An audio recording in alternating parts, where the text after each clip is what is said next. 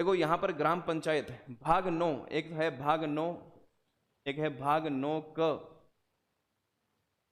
और एक है भाग 9 ख। इस तरह से टोटल 3 भाग हो जाते हैं यहाँ पर। 9 ख, 9 क में क्या है, पंचायती राज है। टोटल आर्टिकल्स कितने हैं यहाँ पर हमें मिलेंगे, तो 243 से शुरू हो रहे हैं और उसके बाद 243 क ख ग इस तरह से चलते रहते हैं और न तक चलेंगे। टोटल 16 आर्टिकल्स हो जाते हैं।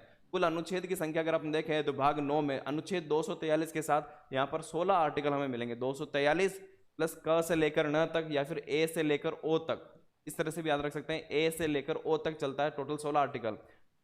के बाद यहाँ पर आता है पी से लेकर जेड जी तक, ठीक है, तो जेड जी तक आता है तो यहाँ पर टोटल 18 आर्टिकल हो जाते हैं। फिर जेड एच से लेकर जेड टी तक टोटल 13 आर्टिकल यहाँ पर इस तरह से हो जाते हैं। टोटल करके देखिए कितना होता है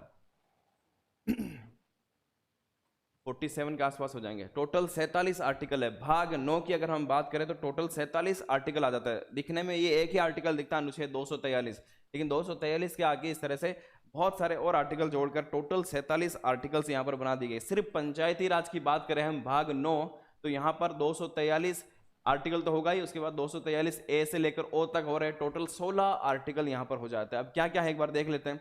परिभाषाएं, जो भी परिभाषाएं, ग्राम सभा क्या होगी, ग्राम पंचायत क्या होगी, वो सारी की सारी परिभाषा हमें यहाँ पर मिल जाएगी। 243 का में ग्राम सभा का उल्लेख है, कैसे बनेगी ग्राम सभा, पंचायतों का गठन कैसे होगा, पंचायतों की संरचना क्या होगी।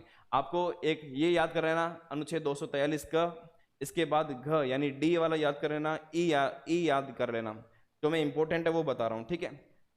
इसको डी भी आप लिख सकते हैं कि डी हो जाएगा, क्योंकि इंग्लिश में भी आ सकता है, हिंदी में भी आ सकता है। मैंने यहाँ पर हिंदी में था इसलिए हिंदी में लिख दिया, ठीक है। ए को याद रख सकते हैं, डी को याद रख सकते हैं, ई को याद रख सकते हैं। आरक्षण, आरक्षण के बारे में उल्लेख है। अभी दूसरा पार्ट और आएगा, उस दूसरे पार्ट में हम आरक्षण के बारे में भी जानेंगे। पंचायतों की अवधि 5 साल होती है। ई भी 5वें नंबर पर आता है, आराम से याद हो सकता है। पंचायत सदस्य के लिए निर्भरता क्या होगी, पंचायतों की शक्ति या प्राधिकार और उत्तरदायित्व। उसके बाद यहाँ पर देखो पंचायतों द्वारा कर अधिरोपित करने की शक्ति और उनकी नीतियां, ये एक और याद कर सकते हैं। ये निर्वाचन, यहाँ पर देखो वित्तीय स्थिति के पुनर्विलोकन के लिए वित्त आयोग का गठन, वित्त आयोग का आप याद रख सकते हैं। और इसी तरह से निर्वाचन आयोग वाला याद रख सकते हैं। यहाँ पर देखो 1 2 3 और ये चौथा और पांचवा, 5 आर्टिकल है जो सबसे ज्यादा इंपॉर्टेंट है, बार बार एग्जाम में पूछा जाता है। इनको आप अच्छे से याद रख लेना, बाकी बहुत ज्यादा इंपॉर्टेंट यहाँ पर मैं नहीं मानता हूँ, ठीक।